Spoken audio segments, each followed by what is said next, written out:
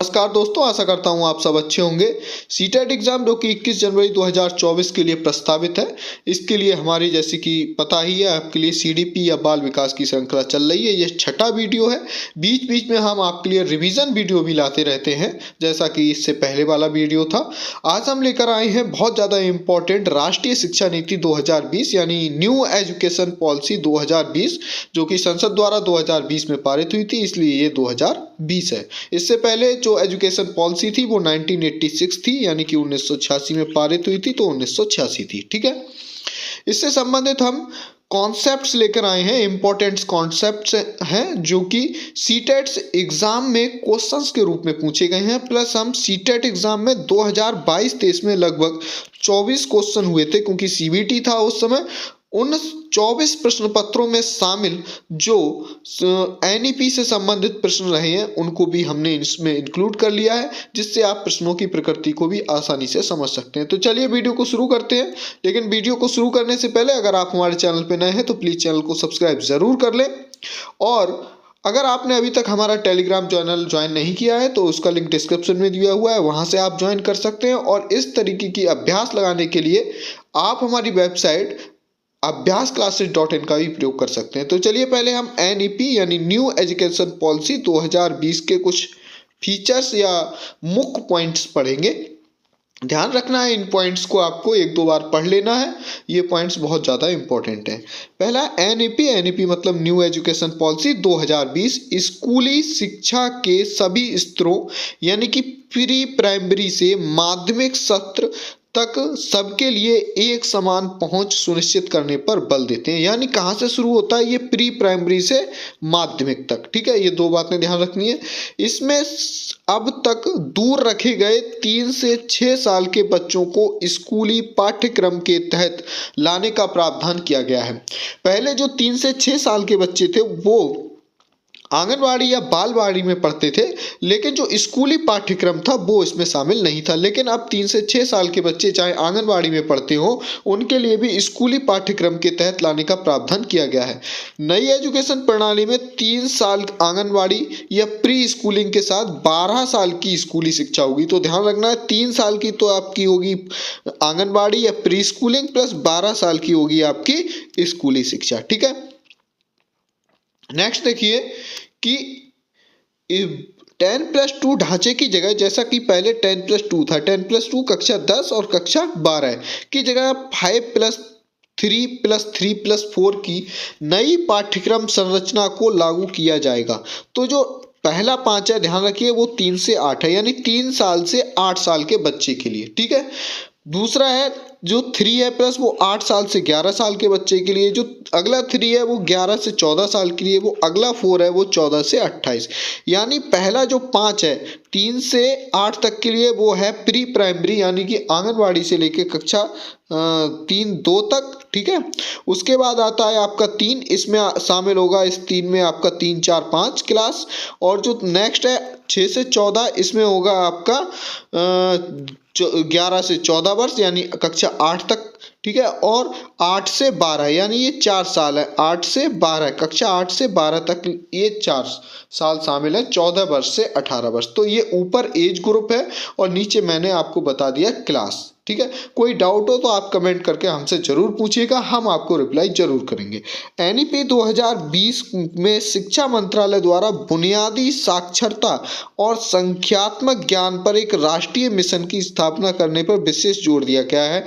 मैं आपको बता दूं, क्योंकि मैं इस विभाग में काम करता हूं, मैं भी टीचर हूं, तो इस संबंध में एक निपुण मिशन की शुरुआत की गई है। कुछ मिशन की इसी तरीके से शुरुआत की गई है, उनके बारे में भी हम थोड़ा थोड़ा बताएंगे आपके लिए।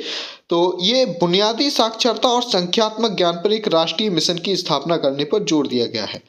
नेक्स्ट है देखिए इसमें कि स्कूल में 6ठे कक्षा से, ध्यान रखना है, 6 से ही व्यावसायिक शिक्षा शुरू हो जाएगी। इसमें इंटर्नशिप मिलेगी।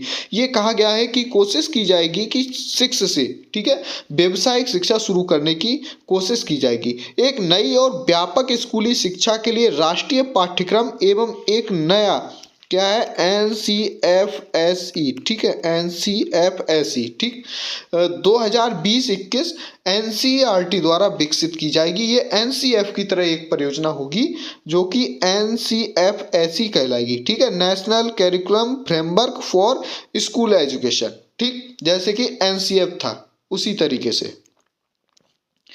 नेक्स्ट है, देखिए, इस नीति में कम से कम कक्षा 5 तक, अच्छा हो कि कक्षा 8 तक या उससे आगे भी मातृभाषा, स्थानीय भाषा या क्षेत्रीय भाषा जो भी हो वो माध्यम रखा जाएगा। यानी कक्षा 5 से 8 तक ये कोशिश की जाएगी, कम से कम कक्षा 5 तक तो जरूरी ही है कि बच्चे को उसकी मातृभाषा में शिक्षा दी जाए। मातृभाषा उसकी स्थानीय भाषा या उसकी क्षेत्रीय भाषा हो सकती है, ठीक है। तो कोशिश ये भी की जा सकती है कि कक्षा 8 में भी उसको मातृभाषा में ही शिक्षा दी जाए। नई शिक्षा नीति में योगात्मक आकलन की जगह, पहले योगात्मक आकलन था कि वार्षिक तौर पर एक रिजल्ट बनता था और उसमें कुछ नंबर मिलते थे, उसकी जगह नियमित एवं रचनात्मक आकलन जैसा कि शुरू किया गया है, CCE, ठीक है, कॉन्टिन्यूअस एंड कॉम्प्रिहेंसिव इवैल्यूएशन, सतत एवं व्यापक मूल्यांकन, ठीक है, ये नियमित है और रचनात्मक आकलन को अपनाने की परिकल्पना की गई है। तो ध्यान रखना, इसमें इसी के तहत CCE भी आएगा जो कि एक रचनात्मक आकलन होगा, ठीक है, अपनाने की परिकल्पना की गई है जो अपेक्षाकृत अधिक योग्यता आधारित हो, ठीक है। इस सीखने के साथ साथ विद्यार्थी के विकास को ये बढ़ावा देता है। नेक्स्ट पॉइंट है कि नई शिक्षा नीति 2020 का जो लक्ष्य है ये सुनिश्चित करना है कि कोई भी बच्चा अपने जन्म पृष्ठभूमि से जुड़ी परिस्थितियों के कारण ज्ञान प्राप्त करने, सीखने और उत्कृष्टता या उत्कृष्ट अवसर प्राप्त करने के किसी भी अवसर से वंचित नहीं रहे। कोशिश ये की जाएगी कोई भी बच्चा किसी भी लिंग से हो, किसी भी जन्म स्थान से जुड़ा हो, उसकी बैकग्राउंड कैसी भी हो, शैक्षिक, आर्थिक, सांस्कृतिक परिस्थितियां कैसी भी हों, लेकिन उसके लिए शिक्षा के सभी अवसर समान रूप से उपलब्ध कराए जाएंगे, ठीक है, किसी को शिक्षा के किसी भी अवसर से वंचित नहीं किया जा सकता। तो चलिए कुछ प्रश्न पढ़ते हैं, उनके बीच में भी कुछ कॉन्सेप्ट पढ़ेंगे, वरना वीडियो बहुत बड़ा हो जाता अगर मैं सारे के सारे कॉन्सेप्ट इंक्लूड करता, तो बीच बीच में हम कॉन्सेप्ट और पढ़ते रहेंगे। तो देखिए, यह है पहला प्रश्न कि राष्ट्रीय शिक्षा नीति 2020 अधिगम मतलब लर्निंग के कौन से तरीकों पर बल देती है, ठीक, अनुभवात्मक अधिगम, डिजिटल अधिगम, वैज्ञानिक अधिगम, करके सीखना। तो ध्यान रखना है ये सभी पर बल देती है, डी ऑप्शन सही होगा। ये अनुभव यानी कि एक्सपीरियंस, ठीक है, टीचर का हो और आप भी अनुभव करें, ठीक है, बच्चा भी सीख के अनुभव करे। डिजिटल, तो डिजिटलाइजेशन तो चल ही रहा है, ठीक है, डिजिटल टेक्निक के द्वारा पढ़ना जरूरी है। वैज्ञानिक अधिगम यानी कि जो साइंटिफिक लर्निंग है वो भी बहुत जरूरी है और करके भी बच्चे सीखें, ठीक, तो इन सब के द्वारा सीखना बहुत जरूरी है। ये NP इन सभी पर ही बल देती है, ठीक है। नेक्स्ट क्वेश्चन है क्वेश्चन नंबर 2 कि राष्ट्रीय शिक्षा नीति 2020 प्रत्येक विषय में पाठ्यक्रम की विषय वस्तु को कम करने पर विचार कर रही है, ठीक है, यानी कि जो विषय वस्तु है वो कम करने पर विचार कर रही है। आपने देखा भी होगा कि जो सरकारी स्कूल है उनमें जो विषय वस्तु है, चैप्टर्स की संख्या है, उसको कम कर दिया गया है। तो अब क्यों ऐसा कर रही है? ताकि परीक्षा में विद्यार्थियों को प्राप्तांकों को सुधारा जा सके। गलत प्राप्तांकों से इसका कोई लेना देना नहीं है, ठीक है, ध्यान रखना है। कक्षा में धीमी गति से सीखने वाले विद्यार्थियों का प्रदर्शन सुधारा जा सके, ये भी गलत है। पाठ्यक्रम को पूरा करने में शिक्षकों के भार को कम किया जा सके, ये भी गलत है। विद्यार्थी रटकर सीखने से अलग वास्तविक समझ की ओर बढ़े, बिल्कुल सही है। NEP का उद्देश्य यह है कि बच्चा बहुत ज्यादा पढ़ने की बजाय पढ़े और उसे रटकर सीखने की बजाय करके सीखे, जैसा कि पिछले में था करके सीखना, तो क्या करे, करके सीखना, ठीक है, इस पे जोर दिया गया है, ठीक है। तो क्या करे, रटने की बजाय क्या होगा, अलग वास्तविक समझ, अंडरस्टैंडिंग की ओर बढ़े, तो ये ऑप्शन सही है। क्वेश्चन नंबर 3 देखिए, जो एक वर्ड अभी यूज हुआ था NCFE, राष्ट्रीय शिक्षा नीति 2020 के अनुसार NCFE का क्या मतलब है? तो मैंने आपको बताया था, N मतलब national, C for curriculum, F for framework और स्कूल एजुकेशन। तो पहला आंसर सही होगा, national curriculum framework for school education, ठीक है। नेक्स्ट क्वेश्चन देखिए, क्वेश्चन नंबर 4 है कि निम्नलिखित में से कौन सा स्कूली शिक्षा का स्तर नहीं है, ध्यान रखना है नहीं है, जो कि राष्ट्रीय शिक्षा नीति 2020 में प्रस्तावित है। कौन सा नहीं है, ध्यान रखिए, राष्ट्रीय शिक्षा नीति है जो कि 2020 में लागू हुई है। एक तरीके से आप डेट थोड़ा और ध्यान रख लीजिए, 29 जुलाई 2020 को, ठीक है, 29 जुलाई 2020 को, जिसने 1986 में जो जारी हुई शिक्षा नीति थी उसको बदल दिया है। इसमें जो संरचना है आपको मैंने बता दी, 5+3+3+4 जो कि 10+2 के स्थान पर है। इसमें क्या है, पहला 5 साल होगा वो होगा प्री प्राइमरी यानी फंडामेंटल स्टेज। तीसरा 3 साल है जो दूसरा ये वाला, ये होगा कक्षा 3 से 5 तक। क्लासेस भी है इसमें प्री पैट्री स्टेज, ठीक है। नेक्स्ट 3 साल है वो कक्षा 5 से 8 मिडिल स्टेज, और जो चौथा है जो 4 सालें होंगी वो 4 साल कक्षा 8 से 12 तक सेकेंडरी स्टेज। तो ये कौन कौन सी शामिल हो गई, इसमें प्री प्राइमरी बुनियादी स्तर शामिल हो गया, ठीक है। और इसमें कौन सा शामिल हो गया, 3 से 5 साल तक preparatory stage, middle stage, secondary, middle भी है और सेकेंडरी भी है, ठीक है। तो इसमें जो शामिल नहीं है वो है दूसरा, यानी कि प्राथमिक स्तर शामिल नहीं है जो, ठीक है। बाकी प्रारंभिक स्तर शामिल है जिसे कहते हैं प्रिपरेटरी स्टेज, ठीक है। तो जो आंसर नहीं है वो है दूसरा। इसका आप स्क्रीनशॉट ले सकते हैं, ये बहुत इंपॉर्टेंट है, इतना जो मैंने अलग से लगाया है एक बुक से काट के, ठीक है, इस फोटो को, तो ये बहुत आपके लिए हेल्पफुल साबित होगा। क्वेश्चन नंबर 5 देखिए, राष्ट्रीय शिक्षा नीति ने किस पर जोर दिया है, बहुविषयक शिक्षा, कठोर पाठ्यक्रम गलत, बहुविषयक शिक्षा पे भी जोर नहीं दिया, योगात्मक आकलन गलत, ठीक है, परीक्षा केंद्रित शिक्षा शास्त्र, ठीक है। तो इसमें ये लगभग सारे गलत है, लेकिन बहुत अगर हम सुइटेबल आंसर पे जाएं तो पहला आंसर सही होगा, ठीक है, क्योंकि कठोर पाठ्यक्रम नहीं बनाया बल्कि उसने पाठ्यक्रम को कैसा किया है, कम किया है, ठीक है। योगात्मक आकलन की जगह मैंने बताया था रचनात्मक आकलन, ठीक है, रचनात्मक आकलन पर बल दिया है, ठीक है। और परीक्षा केंद्रित शिक्षा शास्त्र नहीं बल्कि नियमित और रचनात्मक जो शिक्षा शास्त्र है उस पर, सीसी। तो बहुत ज़्यादा सुइटेबल बहुविषयक यहाँ पर मान सकते हैं, लेकिन फिर भी बहुत ज़्यादा अच्छा नहीं होगा। अब चूंकि प्रश्न ये सीटेट में पूछा गया है 2023 में, तो उस आधार पर मान लीजिए ये पहला आंसर सही हो जाएगा, ठीक है। क्वेश्चन नंबर 6 देखिए, राष्ट्रीय शिक्षा नीति 2020 के अनुसार प्राथमिक स्तर तक के बच्चों की शिक्षा के लिए किसको प्राथमिकता दी जानी चाहिए, मातृभाषा, विदेशी भाषा, अंग्रेजी भाषा, केवल सांकेतिक भाषा। तो जो सही आंसर है वो है मातृभाषा, ये मैंने बताया था, मातृभाषा, क्षेत्रीय भाषा या उसकी जो भी स्थानीय भाषा है। नेक्स्ट क्वेश्चन देखिए, क्वेश्चन नंबर 7 कि एनईपी 2020 प्रस्तावित करती है कि 2025 तक प्राथमिक विद्यालय में सार्वभौमिक बुनियादी साक्षरता और संख्यात्मकता प्राप्त करने को सर्वोच्च प्राथमिकता प्रदान करनी होगी, ठीक है।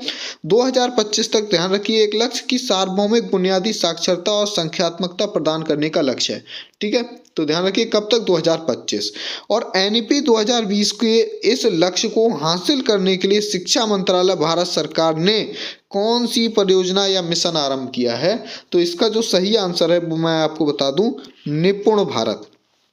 देखिए मैं चूंकि टीचर हूं और मैं पढ़ा रहा हूं, तो जो निपुण भारत लक्ष्य है वो देखिए आंगनवाड़ी से लेके, ठीक है, इसको समझ लीजिए बहुत इंपॉर्टेंट है। तो आंगनवाड़ी से लेके कक्षा 3 तक है, ठीक, कक्षा 3 तक, कक्षा 3 तक, ठीक है। निष्ठा पहले चला था, ये 1 से 5 तक के लिए था, लेकिन अभी वर्तमान में उत्तर प्रदेश में संचालित नहीं है, कुछ जगह हो सकता है, ये 1 से 5 तक के लिए, ठीक है।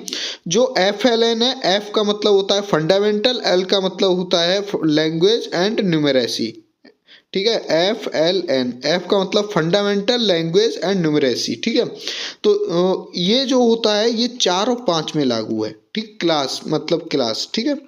तो और जो दीक्षा एक ऐप है जो कि इस पर सारी सरकारी पाठ्य पुस्तक NCERT SCERT की अपलोड है, आप वहाँ से QR कोड स्कैन करके या डायरेक्ट भी वहाँ से पढ़ सकते हैं। तो दीक्षा एक लर्निंग ऐप है, ठीक है।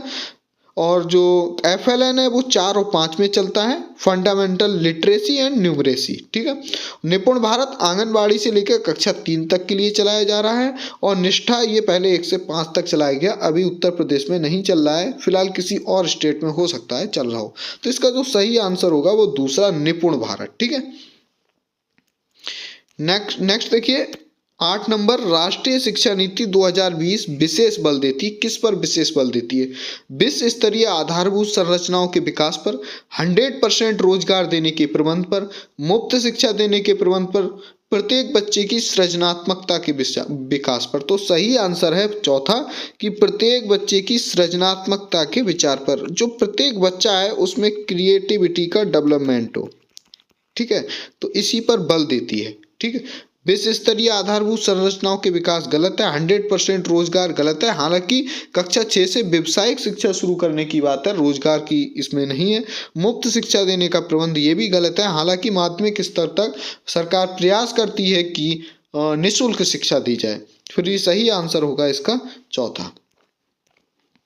क्वेश्चन नंबर 9 देखिए कि NEP 2020 के मूल सिद्धांतों के अनुसार सभी विद्यार्थियों द्वारा कब तक बुनियादी साक्षरता और संख्यात्मकता की उपलब्धि को सुनिश्चित करने की आवश्यकता है।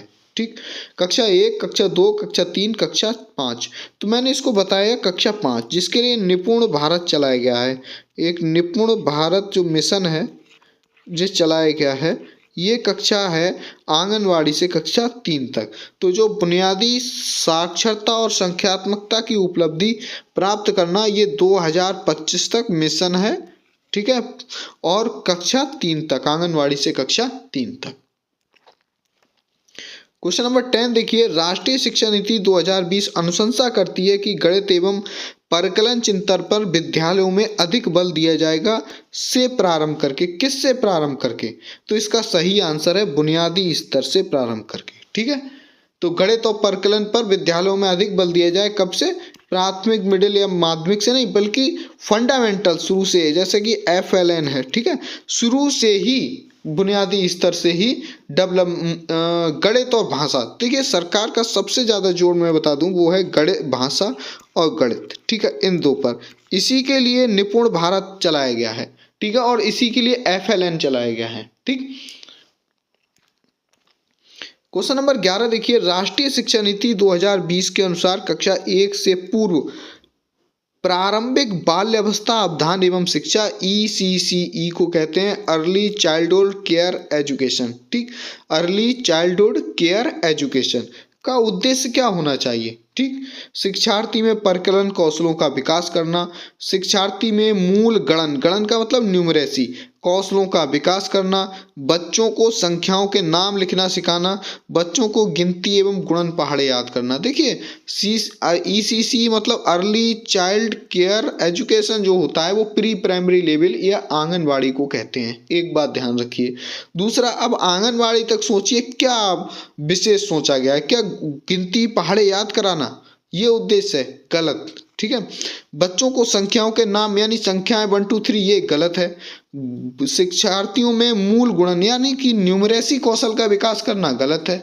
सही आंसर है विद्यार्थी में परिकलन कौशलों का विकास करना। तो पहला ऑप्शन सही होगा। क्वेश्चन नंबर 12 देखिए, राष्ट्रीय शिक्षा नीति 2020 के अनुसार देश भर में विभिन्न विषयों में ओलंपियाड और प्रतियोगिताएं होंगी। NEP से जो ओलंपियाड वगैरह प्रतियोगिताएं होती हैं आपने सुनी होंगी, जैसे फिजिक्स ओलंपियाड, केमिस्ट्री ओलंपियाड, इस तरीके की जो वो मैथ ओलंपियाड प्रतियोगिताएं होती हैं। इससे क्या होगा? इससे ये मजबूत होंगी। ठीक है। क्वेश्चन नंबर 13 देखिए, राष्ट्रीय शिक्षा नीति 2020 के अनुसार गुणवत्ता पूर्वक या गुणवत्ता शिक्षा प्रदान करने और बच्चों को स्वच्छता अधिगम कर्ता बनाने के लिए, स्वच्छता यहाँ पे गलत होगा। ठीक है, यहाँ पे लिखा है गुणवत्ता शिक्षा प्रदान करने और बच्चों को एक तरीके से सफल या बढ़िया अधिगम कर्ता बनाने के लिए महत्वपूर्ण है। क्या महत्वपूर्ण है? ये सबसे ज़्यादा महत्वपूर्ण है कि ये सीखना कि कैसे सीखना है। ठीक है, ये सबसे ज़्यादा जरूरी है। क्या सीखना है ये जरूरी नहीं है, कहाँ से सीखना है ये जरूरी नहीं है, ये सीखना किस सीखना है। ठीक है, या किस तरह सीखना है ये जरूरी नहीं है। बल्कि सबसे ज़्यादा जरूरी है ये सीखना कैसे सीखना है। ठीक, सही ऑप्शन होगा तीसरा। क्वेश्चन नंबर 14 देखिए कि राष्ट्रीय शिक्षा नीति 2020 के अनुसार सार्वभौमिक बुनियादी साक्षरता और संख्यात्मकता प्राथमिक विद्यालयों में किस वर्ष तक हासिल करनी होगी। जो मैंने बताया निपुण भारत मिशन चल रहा है, तो आंगनवाड़ी से और कक्षा 3 तक के लिए है और ये 2025 तक।